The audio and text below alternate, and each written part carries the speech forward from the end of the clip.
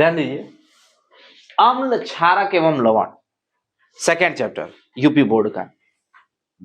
अम्ल, क्षारक तथा लवण, इसकी परिभाषा के बारे में हमें पढ़ना है। एक्चुअल में यह सिलेबस में आपके नहीं है, लेकिन हमें इनके बारे में जानने, स्वांटे आर्हेनियस के सिद्धांत को जानने के लिए हमें पहले वैद्युत अपघट्य तथा स्वांटे आर्हेनियस का सिद्धांत जानना होगा, इसलिए इसे पढ़ाया जा रहा है। आप देखिए, ध्यान दीजिए, वैद्युत अपघट्य एवं वैद्युत अपघटन वे पदार्थ जिनके जलीय विलयन में से विद्युत धारा प्रवाहित की जा सकती है वे वैद्युत अपघट्य कहलाते हैं। अगर उनके जलीय विलयन में, उनको जल में घोला जाए और घोलने के बाद अगर हम उसमें विद्युत धारा प्रवाहित कर सकें, वे विद्युत अपघट्य कहलाते हैं। जैसे एक सबसे छोटा सा उदाहरण आपके लिए है नमक। नमक को अगर हम पानी में घोल करके उसमें विद्युत धारा प्रवाहित करेंगे तो उसका जलीय अपघटन हो जाएगा, तो वह क्या है? एक अच्छा वैद्युत अपघट्य है। किसी वैद्युत अपघट्य के जलीय विलयन में विद्युत धारा प्रवाहित करने पर उसका अपघटन हो जाता है, यह प्रक्रिया वैद्युत अपघटन कहलाती है। जो अपघटित होता है वो वैद्युत अपघट्य है और जो प्रक्रिया होती है वह वैद्युत अपघटन कहलाती है। जैसे हमने एक छोटा सा एग्जांपल लिया है HCl का। यहाँ हाइड्रोक्लोरिक एसिड का जब हम वैद्युत अपघटन कराते हैं, एक वैद्युत अपघट्य की तरह हम इसका यूज करते हैं, तो यह हाइड्रोजन तथा क्लोरीन में टूट जाता है, वियोजित हो जाता है। वैद्युत वियोजन का सिद्धांत स्वांटे आर्हेनियस ने सन, यहां आप वैद्युत वियोजन अगर लिख देंगे तो और बेटर होगा।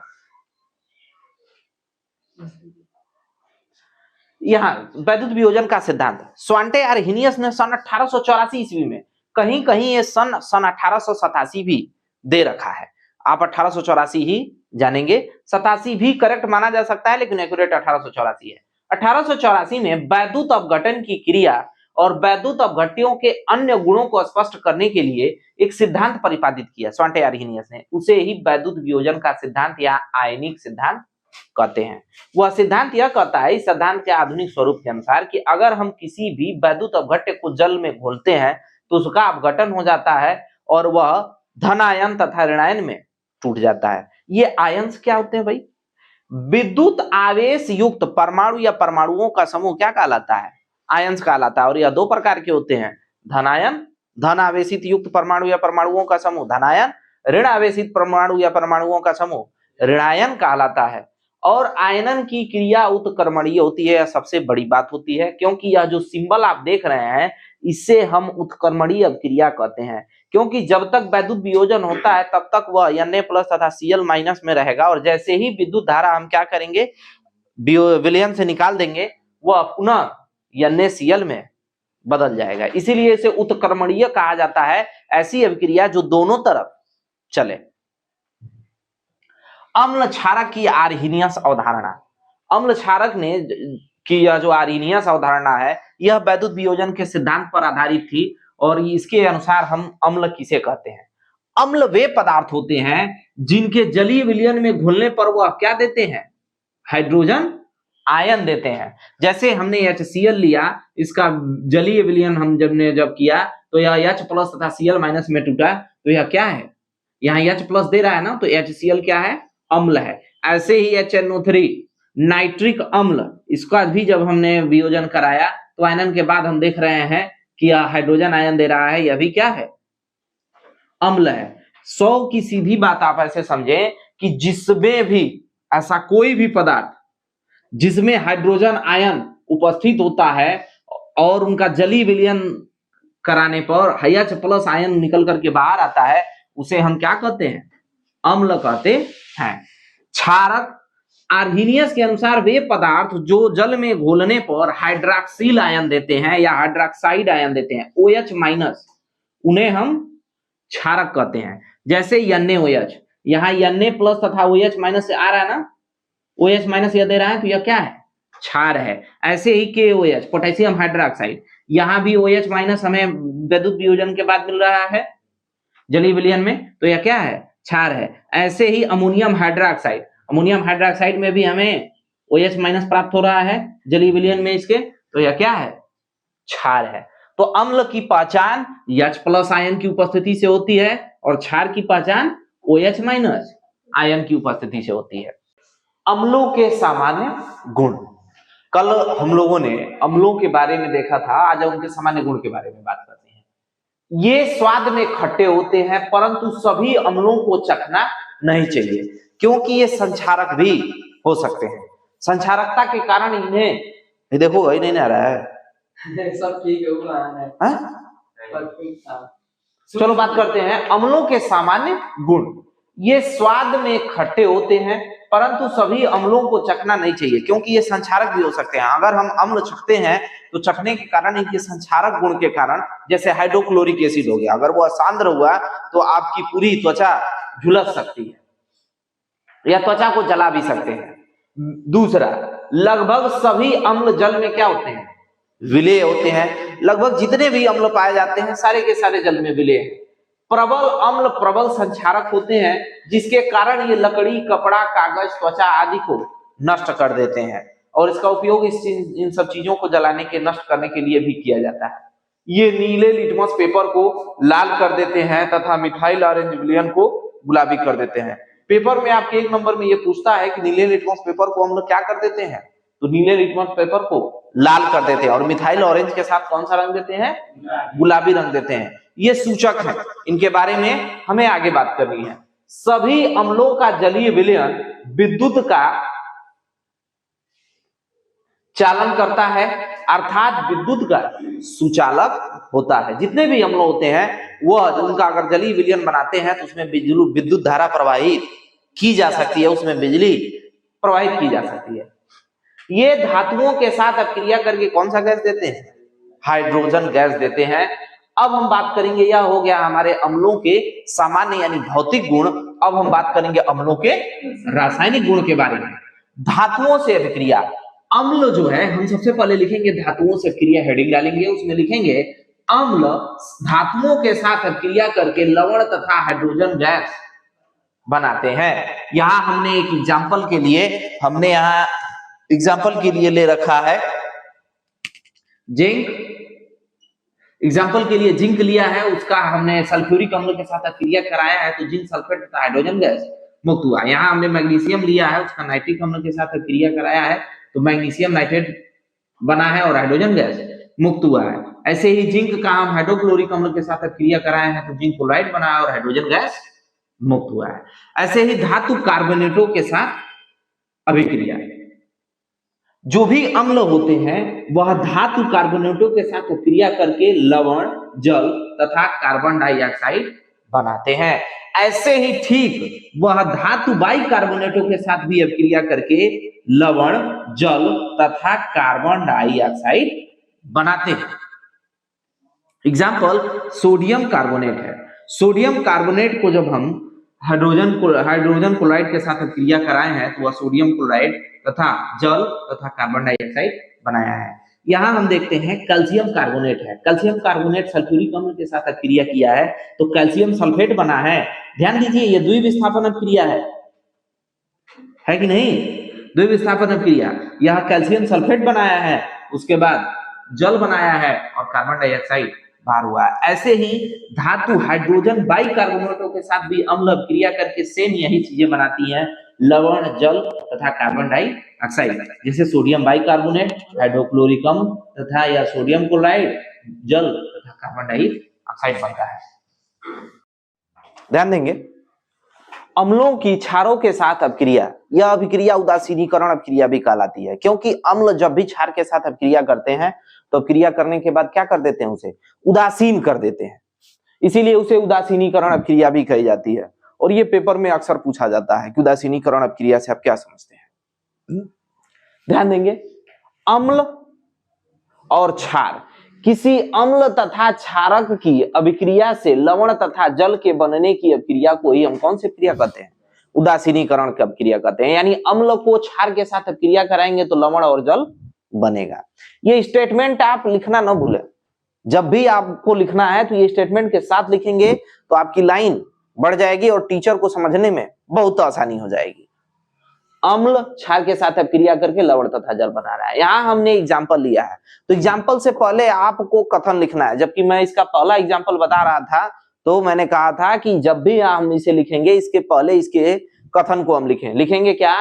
कि जब हाइड्रोक्लोरिक अम्ल सोडियम हाइड्रोक्साइड के साथ क्रिया करता है तो सोडियम क्लोराइड तथा जल बनाता है। उसके बाद उसके नीचे हम यह रिएक्शन लिखेंगे और रिएक्शन के बाद उनके नीचे इनके नाम लिखेंगे। फिर वन लाइन स्पेस छोड़ करके अनदर एग्जांपल, कम से कम आपको 2 एग्जांपल देने हैं। दूसरा हम लिखेंगे कि जब नाइट्रिक अम्ल यानी हाइड्रोजन नाइट्रेट अमोनियम हाइड्रोक्साइड के साथ अपक्रिया करता है तो अपक्रिया करने के पश्चात अमोनियम नाइट्रेट तथा जल बनाता है और उसके नीचे इसके रिएक्शन लिखेंगे, अपक्रिया लिखेंगे और अपक्रिया के नीचे उनके नाम। 5वां जो रासायनिक गुण है अम्ल का, वह धात्विक ऑक्साइड के साथ अम्ल अपक्रिया करके धातु ऑक्साइड के साथ अम्ल अपक्रिया करके संगत धातु लवण तथा जल बनाते हैं, जैसे जिंक ऑक्साइड, और उसके साथ अपक्रिया कर रहा है हाइड्रोक्लोरिक अम्ल। जब यह जिंक ऑक्साइड है तो हम यहां लिखेंगे कि जब जिंक ऑक्साइड, इससे पहले हम इसका एक स्टेटमेंट देंगे कि जब धातु ऑक्साइड अम्ल के साथ अपक्रिया करता है तो संगत धातु लवण तथा जल बनाता है। उसके नीचे यह ऐसे फार्मूला की तरह हम लिखेंगे और उसके नीचे हम लिखेंगे एग्जांपल में जिंक ऑक्साइड हाइड्रोक्लोरिक अम्ल की उपस्थिति में अपक्रिया करता है तो जिंक क्लोराइड तथा जल बनाता है। उसके नीचे यह अभिक्रिया लिखेंगे और अभिक्रिया के नीचे नाम। ऐसे ही हमने यहाँ एग्जांपल दिया है और ये एग्जांपल दिया है, ठीक है। अब हम पढ़ते हैं क्षारकों के सामान्य गुण। इसे भौतिक गुण भी कहा जाता है। क्षार के भौतिक गुण क्या है? क्षार के भौतिक गुण, स्वाद में ये कसैले होते हैं तथा ज्वलन उत्पन्न करते हैं।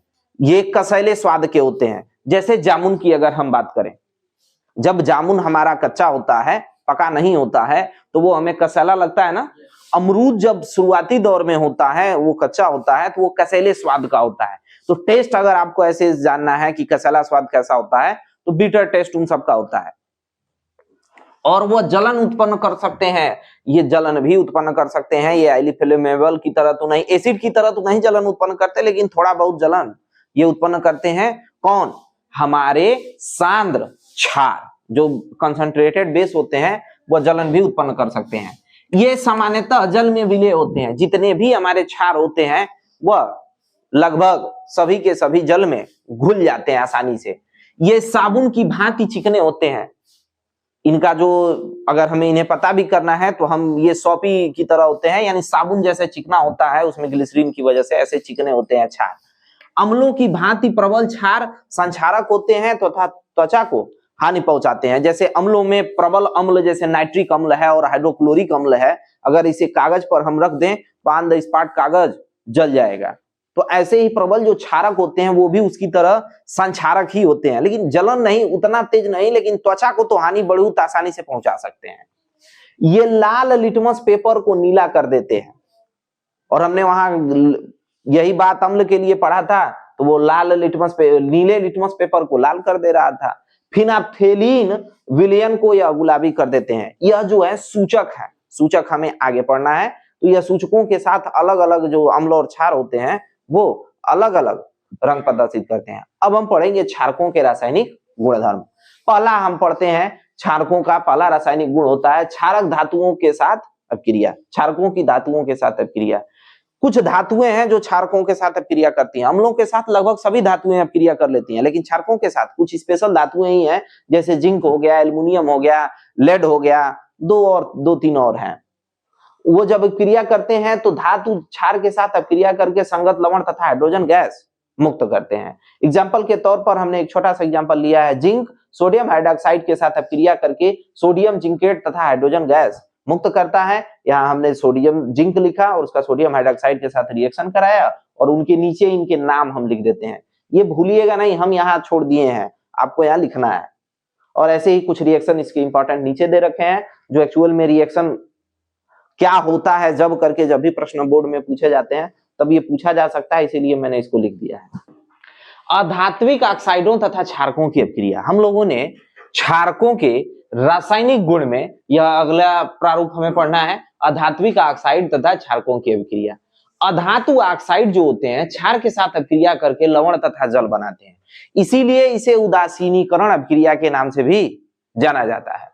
जैसे हमारा एक क्षार है सोडियम हाइड्रोक्साइड और कार्बन डाइऑक्साइड के साथ रिएक्शन किया है तो सोडियम कार्बोनेट तथा जल बनाया है। तो आपको मैंने पहले भी समझाया था कि हम सबसे पहले इसका कथन लिखते हैं। हम लिखेंगे जब सोडियम हाइड्रोक्साइड कार्बन डाइऑक्साइड के साथ क्रिया करता है तो सोडियम कार्बोनेट तथा जल बनाता है। उसके नीचे यह रिएक्शन का सिंबॉलिक रिप्रेजेंटेशन देंगे और उसके बाद उसके नाम लिखेंगे। ऐसे ही सोडियम हाइड्रोक्साइड को हम सल्फर डाइऑक्साइड के साथ क्रिया कराए हैं तो सोडियम सल्फाइड बना है और जल बना है। बस क्षारों के इतने ही रासायनिक गुण थे। अब हम बात करते हैं अम्लों के उपयोग। अम्ल के कहां-कहां उपयोग किए जाते हैं? तो अम्लों का उपयोग सोने तथा चांदी के शोधन में किया जाता है। लेड बैटरियों में विद्युत अपघट्य के रूप में भी अम्ल प्रयोग किए जाते हैं। उर्वरक, खाद बनाने में, विस्फोटक बनाने में, रंग तथा औषधियों के निर्माण में भी अम्लों का उपयोग किया जाता है।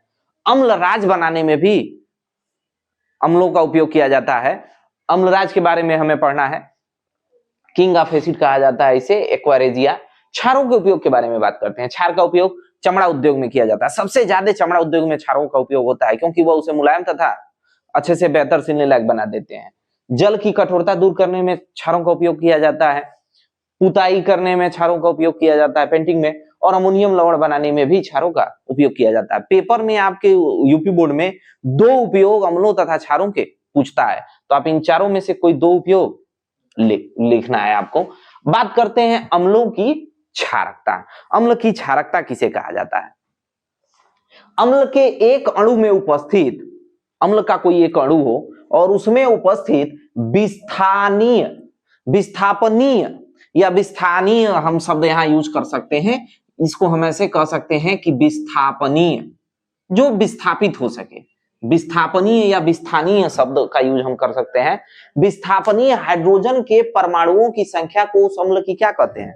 क्षारकता कहते हैं। जैसे हम ध्यान देंगे, इसमें हाइड्रोक्लोरिक अम्ल है, ये नाइट्रिक अम्ल है, ये हमारा एसिटिक अम्ल है। तो हम ध्यान देंगे यहां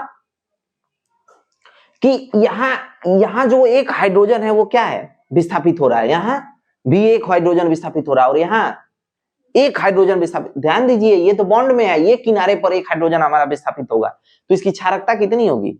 1। इसकी अगर हम बात करें H2SO4 में तो इसमें विस्थापित होने वाले हाइड्रोजन कितने हैं? 2 है, तो इसीलिए इसकी क्षारकता भी कितनी है? 2 है। H3PO4 की क्षारकता कितनी है? क्योंकि इसमें विस्थापनीय हाइड्रोजन कितने हैं? 3 है, तो इसीलिए इसकी क्षारकता 3 है। यह कंपटीशन एग्जाम में क्वेश्चंस आते हैं। किसी क्षारक की अम्लता की बात करते हैं, एसिडिटी ऑफ बेस। किसी क्षारक की अम्लता उसके एक अणु में उपस्थित विस्थापनीय हाइड्रॉक्सिल आयन यानी OH- की संख्या होती है। जैसे KOH, तो इसमें कितने विस्थापनीय हाइड्रॉक्सिल आयन दिख रहे हैं? 1, इसमें 1 और इसमें भी 1। तो इस प्रत्येक में एक विस्थापनीय हाइड्रॉक्सिल आयन है, इसलिए इसकी अम्लता कितनी हो जाएगी? 1। लेकिन यहां हम देख रहे हैं कि हाइड्रॉक्सिल आयन कितने विस्थापनीय दिख रहे हैं? 2, तो इसकी अम्लता कितनी हो गई? 2। और इस क्षार की अगर हम देखें तो इसमें विस्थापनीय हाइड्रॉक्सिल आयन कितने दिख रहे हैं? 3, तो इसीलिए इसकी अम्लता कितनी हो गई? 3। बात करते हैं अम्लों तथा क्षारकों की प्रबलता। वे अम्ल जो जलीय विलयन में पूर्ण रूप से वियोजित हो जाते हैं, यानी वो अच्छे से घुल जाते हैं, अच्छे से वियोजित हो जाते हैं, अपने अवयवों में टूट जाते हैं, पूर्णतः टूट जाते हैं। अगर वो पूर्णतः टूटते हैं तो प्रबल अम्ल कहलाते हैं, और आंशिक रूप से टूटते हैं यानी थोड़ा बहुत ही वियोजित होते हैं तो वो दुर्बल अम्ल कहलाते हैं। एग्जाम्पल, प्रबल अम्ल में नाइट्रिक अम्ल है, सल्फ्यूरिक अम्ल है और हाइड्रोक्लोरिक एसिड है। ये जलीय विलयन में पूर्ण रूप से वियोजित हो जाते हैं। जब भी इन्हें घोला जाता है आसानी से ये वियोजित हो जाते हैं और अच्छे विद्युत अपघट्य का परिचय देते हैं। लेकिन दुर्बल अम्ल जो होते हैं वो आसानी से वियोजित नहीं होते, और वियोजित होते भी हैं तो बहुत आंशिक रूप से, थोड़ा बहुत ही वियोजित होते हैं, जिसकी वजह से ये दुर्बल अम्ल होते हैं। इनमें ये अच्छे विद्युत अपघट्य के रूप में नहीं जाने जाते। जैसे हमारा हाइड्रोजन सल्फाइड है, हाइड्रोजन साइनाइड है, हम ऐसे बात करें तो एथेनोइक एसिड है, हमारा हाइड्रोजन सल्फाइड है और हाइड्रोजन कार्बोनेट है। क्षार की बात करते हैं। वे क्षार जो जलीय विलयन में पूर्ण रूप से वियोजित हो जाते हैं, पूर्ण रूप से आयनित हो जाते हैं, पूर्ण रूप से टूट जाते हैं अपने अवयवी कणों में। बात नहीं समझ में आ रही है आप लोगों के? जैसे HCl है तो HCl जब हम इसका जलीय विलयन में से आयनित करेंगे तो यह H+ तथा Cl- में पूर्ण रूप से क्या होगा? वियोजित हो जाएगा, टूट जाएगा। तो इसे हम प्रबल अम्ल कहेंगे। ऐसे ही वे क्षार जो पूर्ण रूप से वियोजित हो जाते हैं अपने जलीय विलयन में उन्हें प्रबल क्षार कहा जाता है, और जो जलीय विलयन में आंशिक रूप से थोड़ा बहुत ही वियोजित होते हैं उन्हें दुर्बल क्षार कहते हैं। प्रबल क्षार में NaOH तथा KOH है और दुर्बल क्षार में NH4OH है, यह अमोनियम हाइड्रोक्साइड है। पीएच मान, पीएच वैल्यू किसे कहा जाता है?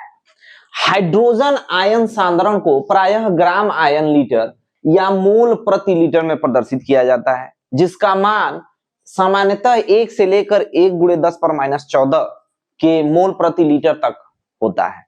इसी को हाइड्रोजन आयन सांद्रण को अधिक सुविधाजनक बनाने के लिए सोरेनसन नामक वैज्ञानिक ने एक नई पद्धति खोजी और कहा कि हम हाइड्रोजन आयन सांद्रण को एक नई पद्धति के अनुसार भी हम इसे बता सकते हैं, जिसे उन्होंने पीएच पद्धति या पीएच मापक्रम नाम दिया। इस पद्धति के अनुसार पीएच जो होता है -log H+, इसे हम ध्यान देंगे कि हाइड्रोजन आयन सांद्रण पढ़ेंगे के बराबर रखा, जिसको हमने बराबर log = 1/H+ हाइड्रोजन सांद्रण के बराबर कर दिया। इसे आप कैसे याद रखेंगे? अगर आपसे किसी ने पूछ दिया पीएच मान से आप क्या समझते हैं, तो आप ध्यान रखिए हम क्या लिखेंगे कि हाइड्रोजन, इसको हम याद रखेंगे, किसी भी विलयन के या किसी भी पदार्थ के लिए हाइड्रोजन आयन, इसको पढ़ते हैं हाइड्रोजन आयन सांद्रण के ऋणात्मक लघुगणक मान को ही हम क्या कहते हैं? पीएच मान कहते हैं। तो हाइड्रोजन आयन सांद्रण के ऋणात्मक लघुगणक मान को ही पीएच मान कहा जाता है। दूसरे अगर हम शब्दों में बात करें तो हाइड्रोजन आयनों के मोल प्रति लीटर में सांद्रण का जो व्युत्क्रम होता है उसे ही हम पीएच मान कहते हैं। अगर हम लॉग यहां से हटाएंगे तो यह 10⁻⁻ पीएच में कन्वर्ट हो जाएगा।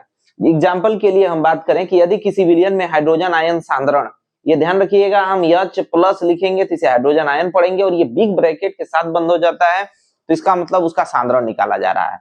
तो हाइड्रोजन आयन सांद्रण का मान जो है 10⁻5 है, यानी इसका पीएच मान कितना है? 5 होगा। यहां पर हाइड्रोजन आयन सांद्रण का मान 10⁻12 है, तो इसका मान कितना होगा?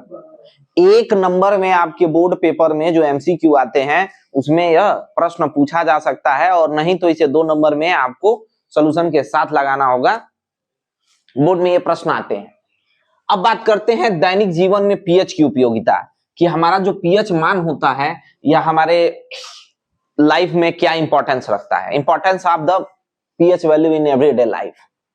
मानव और जंतु जगत में इसकी बात करें तो मानव के बारे में अगर हम बात करें तो हमारे शरीर की अधिक क्रियाएं 7.0 से लेकर 7.8 पीएच परास तक कार्य करती हैं।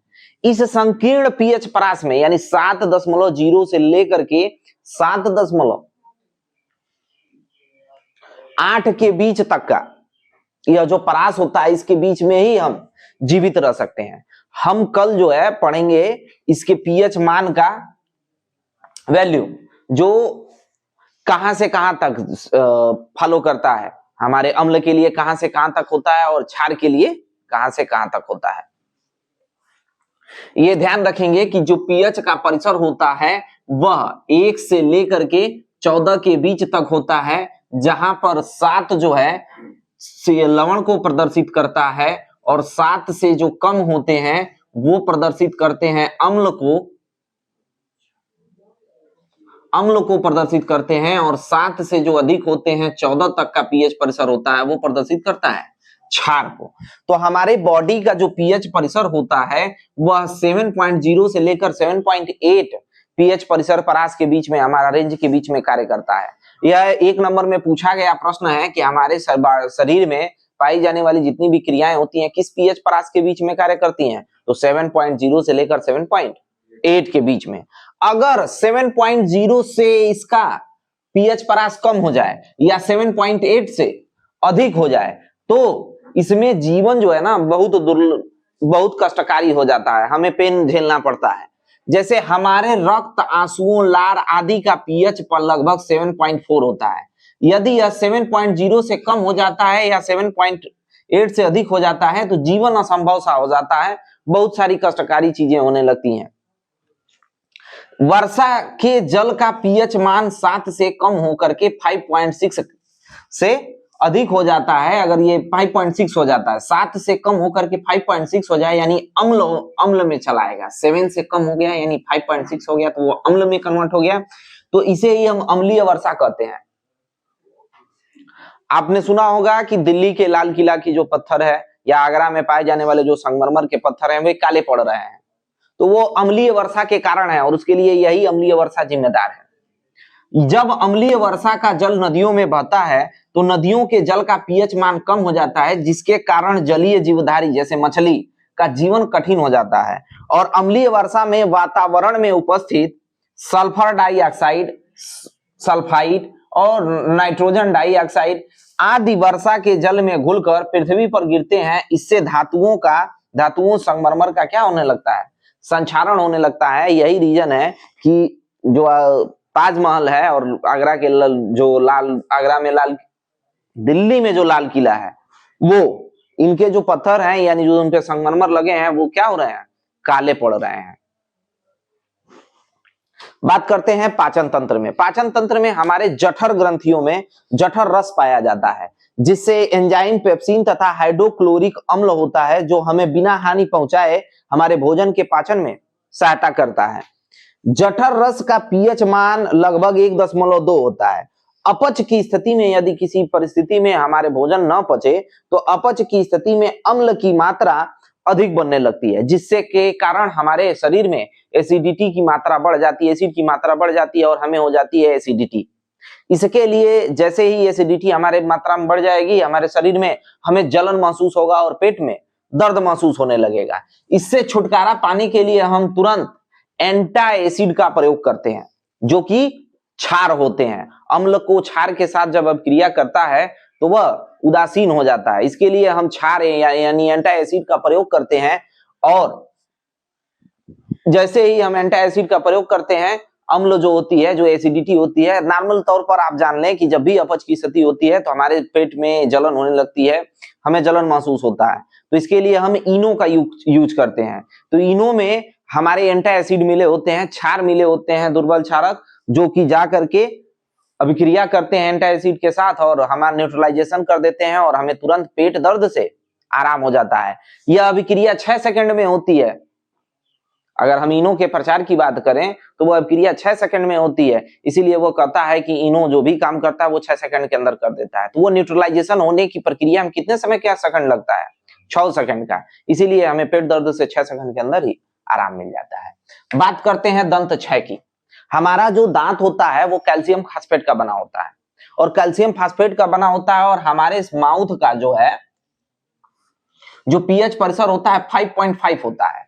जैसे ही 5.5 से इसका पीएच परिसर कम होने लगता है तो कैल्शियम फास्फेट का क्या होने लगता है, संक्षारण होने लगता है, और उसमें उपस्थित जीवाणु, अवशिष्ट शर्करा तथा खाद्य पदार्थों के निम्नीकरण से अम्ल उत्पन्न करता है और पीएच मान 5.5 से घट जाता है, जिसके कारण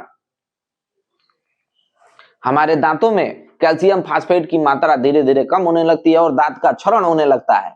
इससे अम्ल की अधिकता, इससे छुटकारा पाने के लिए आपको इसीलिए कहा जाता है कि आप दंत मंजन का प्रयोग करें, क्योंकि दंत मंजनों में हमारे क्षारक होते हैं और वह अम्ल के साथ अपक्रिया करके उनकी एसिडिटी को मेंटेन रखते हैं, जिसके कारण हमारा दंत क्षय होने से रोका जा सकता है। इसीलिए आपसे कहा जाता है कि आप सुबह और शाम दोनों टाइम ब्रश करें, क्योंकि अवशिष्ट पदार्थ आपके मुंह में उपस्थित जीवाणु और अवशिष्ट जो शर्करा होते हैं या खाद्य पदार्थ होते हैं रात के समय रह जाते हैं और जो कि आपको नुकसान पहुंचा सकते हैं। विशेष पौधों तथा जीव जंतुओं से रक्षा करा। कुछ ऐसे पौधे भी होते हैं, जैसे नेटल एक शाकीय पौधा है जिसके बाल के पत्तों को डंकनुमा होते हैं। अगर इन्हें हम छू दें तो छू जाने से हमें दर्द या खुजली महसूस होता है। ऐसे ही कुछ हमारे जीव हैं, जैसे मधुमक्खियां हैं, भैरव हो गए, भिरंड हो गए, चींटियां हो गई। ये सब जो जीव हैं, यदि हमें काट लेते हैं तो हमें जलन और बहुत पीड़ा महसूस होती है। तो इनसे बचने के लिए हम क्या करेंगे, क्योंकि इनके डंक में मेथनोइक एसिड होता है, जिसे हम फार्मिक एसिड के नाम से भी जानते हैं, HCOOH। यह फार्मिक अम्ल कहलाता है। मेथनोइक एसिड इनके डंक में होता है, और चूंकि हम जानते हैं कि अम्ल जो होते हैं क्षार से उदासीन हो जाते हैं, तो इसलिए हम वहां पर किसी अच्छे क्षार का प्रयोग कर सकते हैं। तो अच्छे क्षार के लिए हम उपयोग कर सकते हैं बेकिंग सोडा का। और बेकिंग सोडा यदि लवण, लवण किसे कहा जाता है?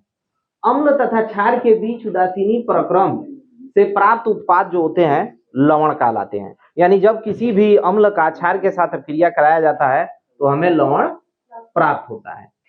जैसे हमने एक यहाँ अम्ल लिया है, उदाहरण के तौर पर हमने यहाँ एक अम्ल लिया है HCl, उसका हमने अभिक्रिया कराया है NaOH के साथ, तो हमारा NaCl तथा H2O बना है।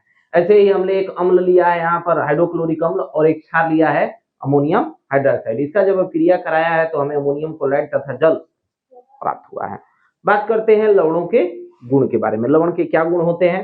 तो सामान्यतः जो लवण होते हैं अवाष्पशील होते हैं, यानी इन्हें वाष्प के रूप में नहीं बदला जा सकता। जैसे साधारण नमक आपका गंधहीन, गंधहीन ठोस होते हैं। गंधहीन ठोस होने का मतलब उनसे कोई गंध नहीं आती। साधारण नमक आप इसके लिए एग्जाम्पल ले सकते हैं। इसका गलनांक तथा क्वथनांक उच्च होता है तथा ये जल में विलेय होते हैं। साधारण नमक बेस्ट एग्जाम्पल है, ये जल में विलेय भी होते हैं और इनका गलनांक तथा क्वथनांक काफी ऊंचा होता है। इनका जलीय विलयन विद्युत का सुचालक होता है, अर्थात लवण विद्युत अपघट्य होते हैं, ये आयनिक यौगिक बनाते हैं। कह रहा है कि ये जो भी है, ये जैसे सब के सब आपके गुण जो हैं पॉइंट वाइज इसमें सारे इंक्लूड कर दिए गए हैं। ये आयनिक यौगिक भी बनाते हैं, ये लवण जो होते हैं विद्युत अपघट्य भी होते हैं, और इनका जलीय विलयन विद्युत का सुचालक होता है।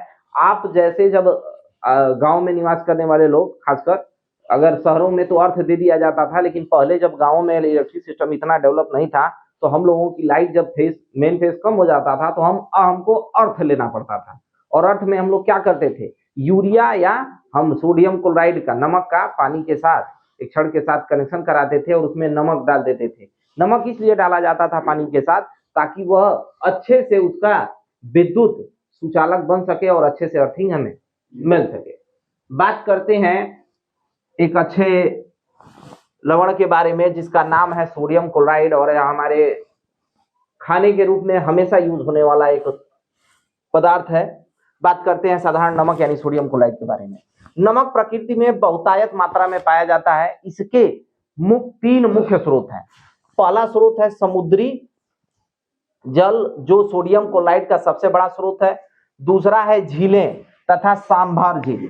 ये जो झीलें हैं और ये जो सांभर झील होते हैं, इनमें भी नमक का उपयोग किया जाता है। और लवणों की खानों में, यानी कुछ ऐसे भी खाने हैं जहां पर नमक की उत्पत्ति होती है, वहां खान जैसे कोयले की खान होती है, ऐसे लवणों के भी कुछ खानों में से नमक निकाला जाता है।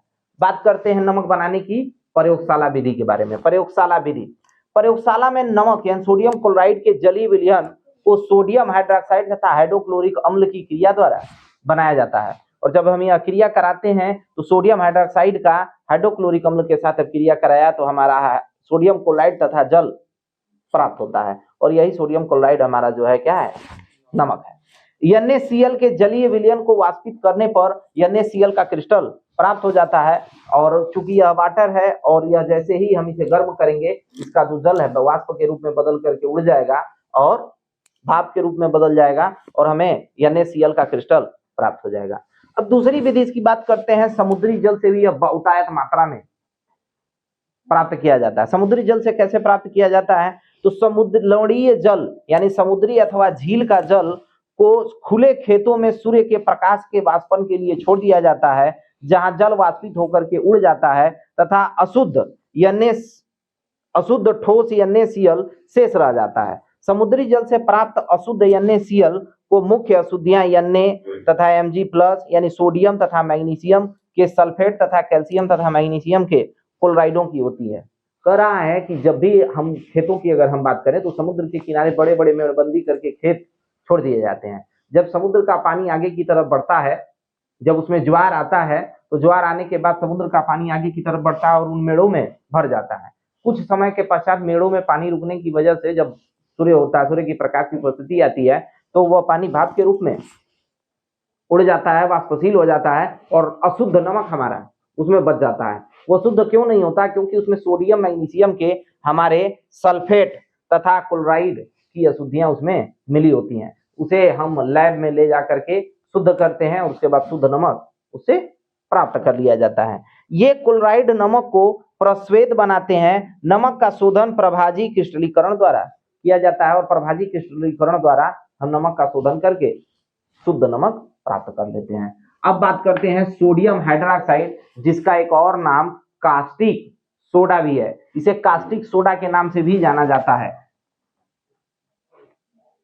Caustic soda. तो क्या है ये कास्टिक सोडा, इसके बारे में हम बात करते हैं। सोडियम क्लोराइड के जलीय विलयन को, जो हमारा सोडियम क्लोराइड मिला है यहाँ से, इसी का उपयोग हम सोडियम हाइड्रोक्साइड बनाने के लिए करेंगे। और सोडियम हाइड्रोक्साइड बनने के बाद यानी कास्टिक सोडा में बने उत्पाद जो है क्लोरीन का उपयोग हम आगे भी जो कुछ पदार्थ हैं उनको बनाने के लिए करेंगे। सोडियम क्लोराइड के जलीय विलयन को विद्युत धारा प्रवाहित करने पर वियोजित होकर के जल के साथ क्रिया कर सोडियम हाइड्रोक्साइड तथा क्लोरीन तथा हाइड्रोजन गैस उत्पन्न करता है। क्या करते हैं, हम एक ऐसा सिस्टम यूज करते हैं जिसके लिए किताबों में यह फिगर आपको अच्छे रूप में अवेलेबल होगा। यहाँ पर हम 2 बैटरी यूज किए हुए हैं जो कि आपके बिजली देने के लिए काम में आते हैं। यह टर्मिनल विभवांतर है, एक तरफ हमारा पॉजिटिव चार्ज है, जो बड़ा दिख रहा है वो पॉजिटिव चार्ज है और दूसरी तरफ निगेटिव चार्ज है। जब हम इसका विद्युत अपघटन कराते हैं सोडियम क्लोराइड के जलीय विलयन का, तो यह जो है सोडियम हाइड्रोक्साइड क्लोरीन तथा हाइड्रोजन गैस उत्पन्न करता है। जैसे ही हम इसका विद्युत वियोजन करते हैं तो यह सोडियम हाइड्रोक्साइड क्लोरीन तथा हाइड्रोजन गैस उत्पन्न करता है। इसे क्लोर क्षार प्रक्रिया भी कहा जाता है। क्यों? क्योंकि चूंकि इस प्रक्रिया में प्राप्त क्लोरीन क्लोर है तथा सोडियम हाइड्रोक्साइड क्या है, क्षार है, इसीलिए इस प्रक्रिया को क्लोर क्षार प्रक्रिया भी कहते हैं। कई बार पेपर में आपका यह प्रश्न पूछ देता है कि क्लोर क्षार प्रक्रिया से आप क्या समझते हैं। तो क्लोर क्षार प्रक्रिया यानी सोडियम हाइड्रोक्साइड के बनाने की प्रक्रिया की बात होती है। पहले क्लोरीन गैस एनोड यानी प्लस पर तथा हाइड्रोजन गैस कैथोड यानी माइनस पर मुक्त होती है। पहले Na+ आयन पर कैथोड पर जाते हैं, जहां से वे इलेक्ट्रॉन लेकर के उदासीन होकर के सोडियम में बदलने लगते हैं तथा यह सोडियम जल के साथ क्रिया करके सोडियम हाइड्रोक्साइड तथा H2 बनाता है और यह सोडियम तथा जल आपस में क्रिया करके सोडियम हाइड्रोक्साइड बनाते हैं और हाइड्रोजन गैस मुक्त करते हैं। यह उसकी क्लोर क्षार क्रिया में यूज होने वाला विद्युत अपघटन प्रक्रिया का चित्र है, जिसमें हम ध्यान दे रहे हैं कि हमारा जो Cl2 है वो यहाँ से उत्पन्न हो रहा है। यहाँ से हमारा क्लोरीन इकट्ठा कर लिया जाता है और यहाँ से क्लोर क्षार प्रक्रिया में उत्पन्न हुआ हाइड्रोजन भी इकट्ठा कर लिया जाता है। दोनों का बहुत उपयोग है। इधर से ही हम नमक का घोल डालते हैं। नमक के घोल की प्रक्रिया के लिए इस संयंत्र में हम इधर से नमक का घोल डालते हैं और दूसरी तरफ नमक के घोल की दूसरी तरफ हमें सोडियम हाइड्रोक्साइड का विक्षेप प्राप्त हो जाता है और आसानी से हम उसे अलग कर लेते हैं। विरंजक चूर्ण, इसका रासायनिक नाम क्या होता है? कैल्शियम हाइपोक्लोराइड या कैल्शियम ऑक्सीक्लोराइड। बना इसका अणुसूत्र होता है CaOCl2। बनाने की विधि, जब जलीय सोडियम क्लोराइड का विद्युत अपघटन किया जाता है तो उससे हमें क्लोरीन तथा हाइड्रोजन गैस प्राप्त होती है और उस जो क्लोरीन गैस हमें प्राप्त होती है उस क्लोरीन गैस को शुष्क बुझे हुए चूने पर जब हम प्रवाहित करते हैं तो विरंजक चूर्ण हमें प्राप्त होता है। कैल्शियम हाइड्रोक्साइड के साथ जब कैल्शियम क्लोरीन की अपक्रिया हुई है तो कैल्शियम ऑक्सीक्लोराइड तथा जल प्राप्त हुआ है। विरंजक चूर्ण के गुण, हमने इसमें भौतिक तथा रासायनिक दोनों गुणों को सम्मिलित कर दिया है। आप इसे चाहें तो अलग अलग भी लिख सकते हैं। ऊपर यह जो है भौतिक गुण है और नीचे 2 रासायनिक गुण। पेपर में आपके 2 भौतिक तथा 2 रासायनिक गुण ही पूछता है। ध्यान देंगे, यह हल्के पीले रंग का चूर्ण होता है तथा इसमें क्लोरीन जैसी गंध आती है। यानी इसे आप क्लोरीन का जो गंध होती है, तीक्ष्ण गंध होती है, वो गंध ब्लीचिंग पाउडर से भी आती है। इसे जल में घोलने पर, दूसरी इसकी गुण है, इसे जल में घोलने पर यह दूधिया विलयन तथा क्लोरीन गैस देता है। जब हम कैल्शियम ऑक्सीक्लोराइड को जल में घोलते हैं तो हल्का सा आप इसे गर्म कर देंगे तो यह कैल्शियम हाइड्रोक्साइड तथा क्लोरीन गैस में बदल जाएगा। यह वायुमंडल की CO2 से अपक्रिया करके Cl2 गैस तथा कैल्शियम कार्बोनेट बनाता है, जिसके कारण क्लोरीन की गंध आती है। और कह रहा है जब इसे हम कार्बन डाइऑक्साइड के साथ गर्म करते हैं तो यह कैल्शियम कार्बोनेट बनाता है तथा क्लोरीन गैस मुक्त होती है। यानी अगर हम चाहें तो जहां हमने ब्लीचिंग पाउडर को बनाने के लिए क्लोरीन गैस का यूज किया, उसी ब्लीचिंग पाउडर से हम क्लोरीन गैस को भी आसानी से प्राप्त कर सकते हैं।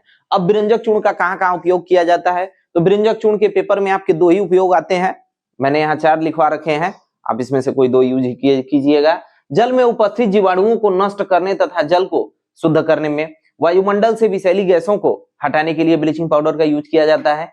चीनी उद्योग में इसका सबसे ज्यादा यूज किया जाता है, चीनी को सफेद करने के लिए, व्हाइट करने के लिए, और आखिरी जो है ऑक्सीकारक के रूप में। अब हम बात करते हैं धावन सोडा की। वॉशिंग सोडा किसे कहा जाता है? तो इसका रासायनिक नाम होता है सोडियम कार्बोनेट, और 10 लिखा है इस वजह से इसे पढ़ेंगे डेका, और H2O को hydrate, sodium carbonate Deka hydrate. बनाने की विधि, इसको बनाने के लिए हम करते क्या है कि प्रयोगशाला में सोडियम कार्बोनेट बनाने के लिए कास्टिक सोडा के विलयन में कार्बन डाइऑक्साइड प्रवाहित करते हैं, जिससे सोडियम कार्बोनेट तथा जल प्राप्त हो जाता है। विलयन को सांद्रित करके और थोड़ा सा अगर हम ठंडा कर देंगे तो सोडियम कार्बोनेट के क्रिस्टल बाद में प्राप्त हो जाते हैं। क्योंकि इसमें हाइड्रेशन का क्रिस्टल मौजूद नहीं है, इसके लिए हमें इसे थोड़ा सा ठंडा करके, सांद्रित करके ठंडा करना होगा, जिससे हमें इसके क्रिस्टल प्राप्त हो जाएंगे। धावन सोडा के गुण, इसमें भी भौतिक तथा रासायनिक गुण सम्मिलित है। बात करते हैं पहला गुण, जो भौतिक गुण के रूप में जाना जाएगा इसका, सोडियम कार्बोनेट सफेद रंग का ठोस पदार्थ होता है, इसका गलनांक काफी उच्च होता है, और यह जल में विलेय है। उष्मा का प्रभाव, बात करते हैं उष्मा का प्रभाव। क्रिस्टलीय सोडियम कार्बोनेट को शुष्क हवा में अगर हम खुला छोड़ने पर या हल्का गर्म करने पर इसके क्रिस्टल का जल का अधिकांश भाग वायुमंडल में चला जाता है तथा सोडियम कार्बोनेट हमें प्राप्त हो जाता है। सोडियम कार्बोनेट को हमने क्या किया, शुष्क हवा में छोड़ दिया। शुष्क हवा में छोड़ने के बाद वह सोडियम कार्बोनेट में और हाइड्रेटेड में बदल गया, और फिर उसको थोड़ा सा और अधिक गर्म कर देंगे तो वह पूर्ण रूप से सोडियम कार्बोनेट में बदल जाएगा। इससे यह होता है कि जो इसमें हमें हाइड्रेट यानी जल के जो क्रिस्टल हैं वह आसानी से अलग किए जा सकते हैं। दूसरा गुण, जल अपघटन। सोडियम कार्बोनेट का जल अपघटन करने पर इसका विलयन जो प्राप्त होता है वह क्षारीय होता है। जैसे सोडियम कार्बोनेट को जल के साथ हम जलीय अपघटन कराए हैं तो हमें प्रबल क्षार तथा दुर्बल अम्ल मिले हैं, तो इसका जो जलीय अपघटन है वह प्रबल क्षार का मिला है, इसलिए इसका विलयन प्रबल क्षारीय कहलाएगा। बात करते हैं कार्बन डाइऑक्साइड के साथ, यह अगली अभिक्रिया के लिए भी यह बहुत इंपॉर्टेंट है। आप यहाँ इसके जगह ये रिएक्शन भी लिख सकते हैं, खाने का सोडा यानी बेकिंग सोडा बनाने की विधि।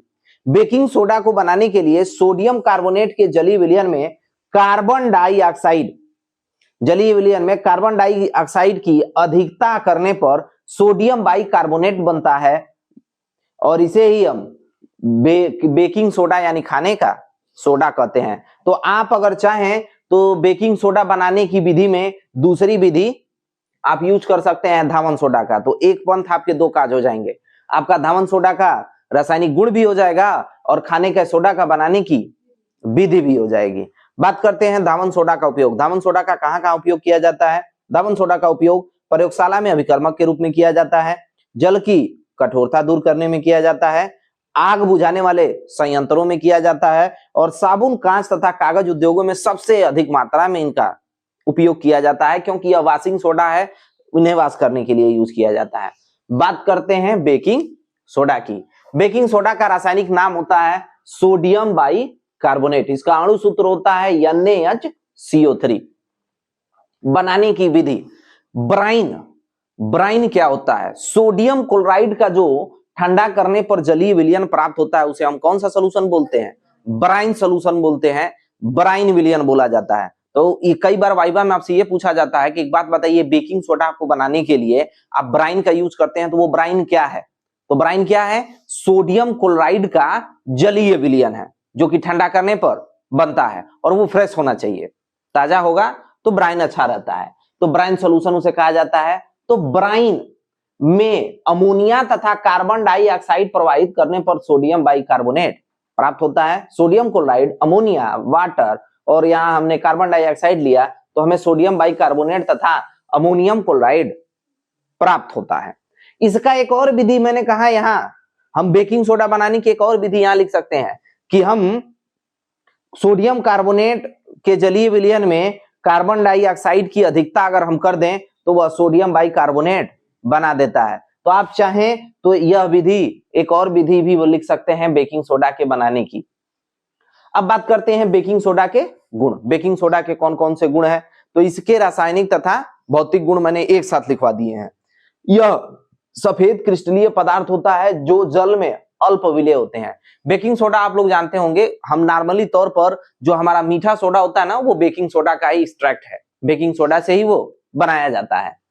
इसका जलीय विलयन क्षारीय होता है तथा यह लाल लिटमस पेपर को नीला कर देता है। अब बात करते हैं इसके रासायनिक गुण के बारे में। ताप का प्रभाव, यह 100 डिग्री सेल्सियस गर्म करने पर सोडियम कार्बोनेट तथा कार्बन डाइऑक्साइड तथा जल वाष्प देता है। पुनः जब हम इसे गर्म करेंगे 100 डिग्री सेल्सियस पर, तो पुनः हमें सोडियम कार्बोनेट प्राप्त हो जाएगा, धामन सोडा हमें प्राप्त हो जाएगा, जल तथा कार्बन डाइऑक्साइड प्राप्त हो जाएगा। तो आप चाहें तो ताप का प्रभाव जो है सोडियम बाइकार्बोनेट से भी किसे बना सकते हैं? धामन सोडा को। धामन सोडा को बनाया जा सकता है खाने के सोडा से, उसे हम बस 100 डिग्री सेल्सियस पर गर्म कर देंगे। तो यह इसके बनाने की विधि में भी उपयोग आप कर सकते हैं। तो यह डिपेंड करता है कि जब आप पेपर लिख रहे होते हैं तो आपकी कुशाग्र बुद्धि कहां तक काम करती है। आप चाहें तो एक हमारा ये रिएक्शन दे देंगे और दूसरा या अम्लों से क्रिया। बेकिंग सोडा अम्लों से क्रिया करके संगत लवण तथा जल तथा कार्बन डाइऑक्साइड बनाते हैं। जैसे सोडियम बाइकार्बोनेट HCl के साथ अब क्रिया किया है तो सोडियम क्लोराइड, जल तथा कार्बन डाइऑक्साइड बनाया है। यहाँ पर सोडियम बाइकार्बोनेट जो है सल्फ्यूरिक अम्ल के साथ अब क्रिया किया है तो सोडियम सल्फेट, वाटर तथा कार्बन डाइऑक्साइड बनाया है।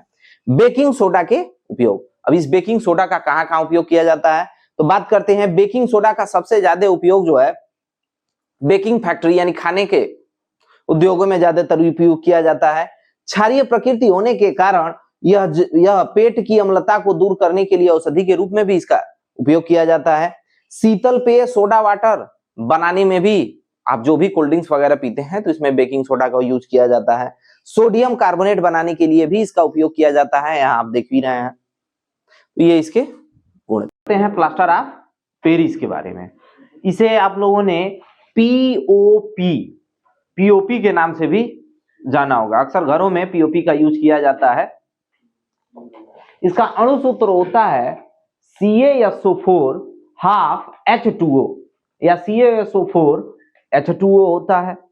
इसका रासायनिक नाम होता है कैल्शियम सल्फेट। CaSO4 का कैल्शियम सल्फेट हाफ को सेमी कहा जाता है और H2O हाइड्रेट है, सेमी हाइड्रेट। इसका औद्योगिक नाम POP है।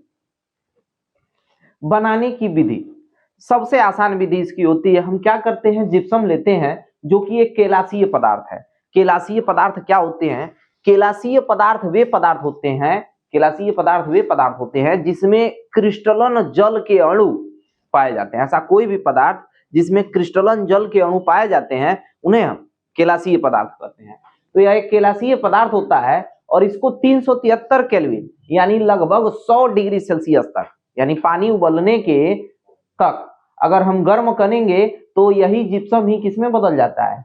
प्लास्टर ऑफ पेरिस में। हमने जिप्सम लिया, उसे 100 डिग्री सेल्सियस पर गर्म किया यानी 373 केल्विन पर गर्म किया तो वह कैल्शियम सल्फेट पीओपी बन गया, कैल्शियम सल्फेट सेमी हाइड्रेट यानी पीओपी बन गया और वाटर बाहर निकल गया। इसके गुण धर्म के बारे में बात करते हैं। प्रॉपर्टीज फिजिकल और केमिकल दोनों दिया। यह सफेद रंग का चूर्ण होता है। जल का प्रभाव, पीओपी जो होता है ना, जल को अवशोषित कर लेता है यानी इसे सोख लेता है और जिप्सम बनाता है। अगर हम इसे, जो कि कठोर होता है और इस प्रक्रिया को पीओपी का जमना कहते हैं। कभी कभी पीओपी का जमने का रिएक्शन भी पेपर में आपसे 1 या 2 नंबर में पूछा है, बोर्ड पेपर में। तो यह कैल्शियम हमारा पीओपी है और पीओपी में हमने क्या किया, जल को मिलाया और जैसे ही जल मिलाएंगे ना वो जिप्सम में बदल जाएगा और वो एक कठोर पदार्थ होता है जो प्लास्टिंग करने के काम में आता है। उष्मा का प्रभाव, अगर पीओपी को 200 डिग्री सेल्सियस तक अगर हम गर्म कर देते हैं तो उसमें उपस्थित जितना भी जल होता है ना वो निकल जाता है तथा प्राप्त पदार्थ को मृत ज्वलित कहा जाता है। जो उससे निकलता है पदार्थ वो मृत ज्वलित होता है और वो काफी ज्यादा कठोर हो जाता है। इसका उपयोग क्या क्या है भाई? अस्पतालों में टूटी हड्डी को जोड़ने के लिए तथा प्लास्टर चढ़ाने में ये काम आता है। पीओपी से खिलौने तथा मूर्तियां बनाई जाती हैं, जो भी आजकल आप डिजाइनिंग मूर्तियां देख रहे होंगे जो आसानी से टूट जाती हैं, वो होती हैं पीओपी की। चाक बनाने के काम में पीओपी का भी उपयोग किया जाता है। कागज के कारखानों में भी पीओपी का यूज किया जाता है और इसका उपयोग सतहों को चिकना बनाने में भी किया जाता है कि किसी सतह को चिकना पॉलिशदार बनाना है तो हम जैसे घरों के सतहों को चिकना बनाने के लिए पॉलिश लगाने के लिए हम क्या करते हैं? पीओपी का यूज करते हैं। अब बात करते हैं केलासन या क्रिस्टलन जल किसे कहते हैं। जैसे हमने कहा कि पीओपी क्या है, जिप्सम में क्या है? एक केलासीय पदार्थ है। तो ये केलासन होता क्या है? कोई भी ऐसा लवण का एक सूत्र इकाई में, किसी भी लवण की एक सूत्र इकाई में, किसी भी लवण की एक सूत्र इकाई में उपस्थित जल के निश्चित अणुओं की संख्या को ही केलासन या क्रिस्टलन जल कहते हैं। एग्जाम्पल के तौर पर कॉपर सल्फेट है ना, तो यहां इसका फिक्स, जब भी कॉपर सल्फेट के साथ अगर हम क्रिस्टलन जल लेंगे तो कितने क्रिस्टलन जल आएंगे? 5 अणु क्रिस्टलन जल के ही हमेशा आएंगे। ऐसे ही धावन सोडा का है तो इसके 10 अणु क्रिस्टलन जल के आएंगे, और ऐसे ही फेरस सल्फेट का है तो इसके 7 अणु क्रिस्टलन जल के आएंगे। पेपर में कभी कभी पूछा है कि कॉपर सल्फेट का रंग कैसा होता है, तो कॉपर सल्फेट का रंग कैसा होता है? नीला होता है। बहुविकल्पीय प्रश्नों में आपसे पूछ सकता है, और इसे नीला थोथा के नाम से भी जानते हैं। सोडा एस से क्या समझते हैं? कई बार सोडियम कार्बोनेट यहाँ पूछता है कि जब हम इसको गर्म कर देते हैं तो क्रिस्टलन जल निकल जाता है इससे, धावन सोडा से, और वो सोडा एस में बदल जाता है। और यहाँ हमारा फेरस सल्फेट है जिसमें 7 अणु क्रिस्टलन जल के होते हैं, तो केलासीय फेरस सल्फेट हरे रंग का होता है, इसे हरा कशिश भी कहते हैं। क्या आपने पीओपी को कभी टच किया है? क्या टच करने पर वो हमें गीला महसूस होता है? नहीं। लेकिन पानी तो है ना, उसमें हमने कहा कि वाटर के मॉलिक्यूल्स अवेलेबल हैं, लेकिन वो हमें गीला महसूस नहीं होता। क्यों? इसके पीछे रीजन यह है कि जिन लवणों में क्रिस्टलन जल उपस्थित होता है उन्हें हाथ में लेने पर वह हाथ को गीला नहीं करते। क्यों? क्योंकि क्रिस्टलन जल के लवण क्या होते हैं? शुष्क होते हैं, इसीलिए वो हाथ को गीला नहीं करते।